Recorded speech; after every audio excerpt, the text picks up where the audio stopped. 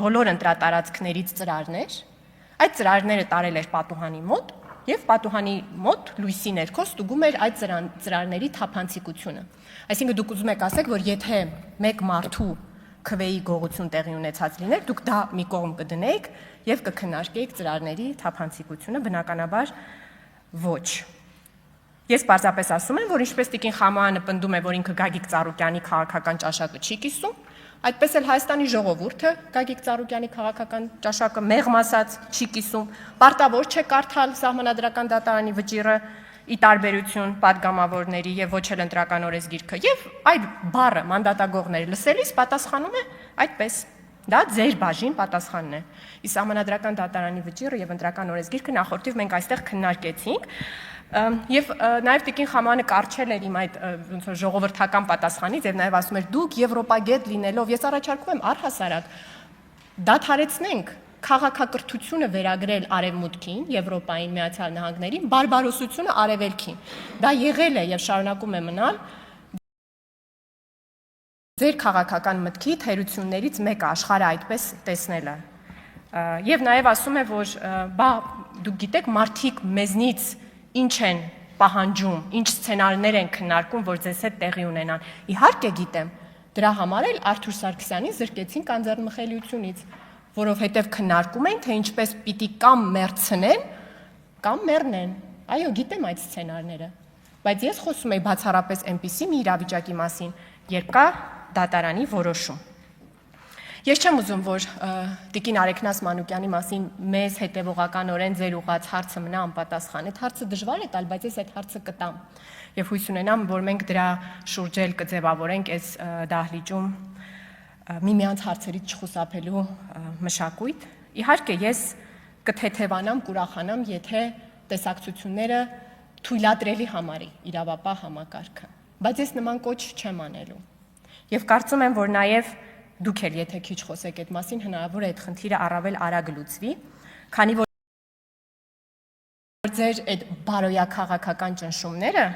սովորաբար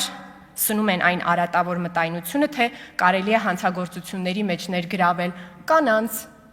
մանկահասակ երեխաներ ունեցող կանանց, կրծքով կերակրող կանանց, եւ հետո գալ այդ բարոյաքաղաքական ճնշումներով փորձել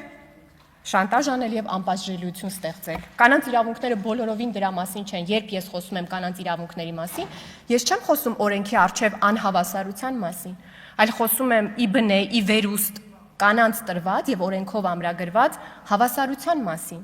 Այդ կեղծ պաշտպանության քողի ներքո կանանց զրկում են իրենց ձայնից,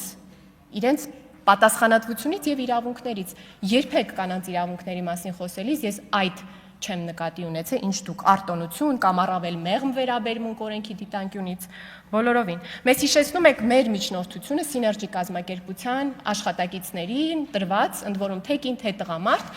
Վերհիշենք ինչ է տեղի ունեցել, երբ դատախազությունը փոխել է կալանքի մասին որոշումը, մեջբերել է ոչ թե մեր միջնորդությունը, այլ մեջբերել է քննության հետ համագործակցելը եւ նաեւ մարդիկ վերջում ընդունել են իրենց մեղավորությունը։ Եթե դուք դա եք անվանում հովանավորչություն եւ դա եք ուզում, ապա գիտեք փաստաբանի հեռախոսահամարը։ Հետեւաբար այս ամբիոնից պետք չի գալ նկարագրել մի սցենար, որը իրականությանը չի համապատասխանում ու պահանջել ասել դե երկակի ստանդարտ եք դրսևորում, մի դրսևորեք։ Գիտեք ինչ անել այդ դեպքում։ Եթե մեզ հետ պատահածը կարծում եք, որ շատ լավ բան էր, այդ նույնը հասանելի է նաեւ ձեզ։ Այստեղ նաև կրկին այդ Սահմանադրական դատարանի վճռի մասին խոսելիս խոսվեց այն մասին, որ հայրենիք եւ հազարավոր տղաներ են կորցրել, ինչու եք այդ հարցի վրա կենտրոնում կամ ավելի ճիշտ դուք ամեն ինչ մոռացության եք մատնում։ Մի անգամ Տիկին Գրիգորյան դուք էլ ինձ մեղադրել էիք սուտ Հայաստան-Վրաստան հարաբերություններում հակավրացական բանաձև հեղինակելու մեջ, ես ձեզ դա ասեցի, եւ դուք եկաք այս ամբիոնից ասեցիք, այո, ես սխալվել եմ, բայց իմ սխալը չի արժեցել հազարավոր կյանքեր։ Բայց հասկանանք էլի պատերազմի արհավիրքի համար ով է մեղավոր։ Ես մեր ժողովրդի կայսրությունների ձեռքում կրվախունձոր լինելու ճակատագրից դուրս գալու դիտանկյունից ճիշտ չեմ համարում, որ մենք մարդկանց անուններ նշենք կամ կուսակցությունների, բայց եթե ուզում եք անպայմանորեն մարդ ու կուսակցություն նշվի, ապա մեղավորները Ռոբերտ Քոչարյանն են, Սերժ Սարգսյանն է եւ Դաշնակցությունը։ Որտեւ գիտեք ինչով են զբաղված եղել այդ մարդիկ առաջին պատերազմի ժամանակ, որտեղ եւս զոհեր եղել են։ Ընդ որում ես կարծում եմ, որ սա ոչ թե ժողովրդական բանահյուսության դիտանկյունից պետք է նայենք, այլ պետք է նայենք, թե ինչ է ասում հենց անձամբ ինքը Դաշնակցությունը Ռոբերտ Քոչարյանի մասին։ 92 թվականին, երբ Լեռնային Ղարաբաղում Դաշնակցությունն էր իշխանություն, իսկ Ռոբերտ Քոչարյանը եկել Վանաձորից ընտրվել էր Գերագույն խորհրդի պատգամավոր։ Ինչ էր տեղի ունենում Ազգորաթերթի մի հոդվածում Աննա Իսրայելյան անունով մի լրագրող պատմում է, որ Լեռնային Ղարաբաղում գերակա դիրք ունեցող Դաշնակցությունը պնդում է, որ Սերժ Սարգսյանը եւ Ռոբերտ Քոչարյանը զբաղված են բենզինի, սննդամթերքի ու զինամթերքի մատակարարումների մենաշնորհների միջոցով Ղարաբաղում իշխանություն հաստատելով։ Ես չգիտեմ Աննա Իսրայելյան անունով լրագրող այն լրագրողն է, որին մենք ճանաչում ենք թե ոչ, բայց դրանից 1 ամիս անց նույն բանը հաստատում է Դաշնակցության բյուրոյի անդամ Վահան Հովհաննիսյանը, այդ նույն թերթում իր հոդվածում, որը իմիջիալոց նույն պարոն Հովհաննիսյանը դարձավ ԱԺ փոխոսնակ եւ Դաշնակցության նախագահի թեկնածուն էր 2008 թվականին, նա էլ է պնդում, որ Սերժ Սարգսյանը եւ Ռոբերտ Քոչարյանը նավթի թագավորներն են եւ զբաղված են Լեռնային Ղարաբաղում մատակարարումների մենաշնորհների միջոցով յուրայինների ցանցի ստեղծմամբ։ Սա միայն այդ թերթերի հոդվածները չեն, որը միայն հիմա վերհանում ենք, այլ դրա մասին, ինչպես ասեցի, կա մի ամբողջ ժողովրդական բանահյուսություն։ Վերջերս դուք սկսել եք խոսել այն մասին, որ պետք է անցյալի սխալները ընդունել ու ասում եք, որ ձեր ոդքասթի շրջանակներում ասում եք, որ անցյալում Հայաստանում ֆեոդալիզմ էր։ Կարծես այդ ֆեոդալիզմը Քոչարյանը չի հիմնադրել։ Ընդ որում դրա ապացույցներ կա։ 98 թվականի մի հարցազրույցում լրագրողը նրան հարցնում է Ղարաբաղում գեներալների դղյակների մասին եւ ինչ են նա պատասխանում։ Ասում է. կան նաեւ մի շարք այլ հրամանատարների տներ եւ ժամանակին դա Ղարաբաղում քաղաքական որոշում էր։ Պատերազմի վերջում ակնհայտ երևում էր, որ քանի որ հարցը կարգավորված չէ, պարոն Քոչարյան, դուք այստեղ նախորդ քննարկման ժամանակ ասում եք, որ վիճակը այն ժամանակ այլ էր, մենք հաղթած ենք, մենք ինքնավստահ ենք։ Ձեր հայրն է ասում, քանի որ երևում էր, որ հարցը կարգավորված չէ, ժողովուրդը նույնիսկ իրենց տների վերականգնման հարցում բավականին պասիվ էին,